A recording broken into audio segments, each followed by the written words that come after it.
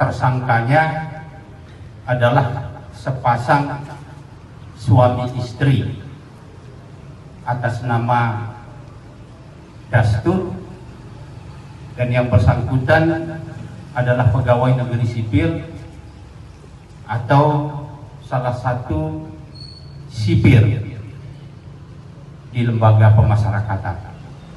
Nah, ini memang sedikit agak kontradiktif, yang seharusnya sipir memberikan pengawasan, penjagaan, dan mencegah untuk tidak lagi terjadi suatu kejahatan, tapi yang bersangkutan bukan hanya sebagai orang yang ikut-ikutan atau sebagai backing, tapi yang bersangkutan adalah pengendali,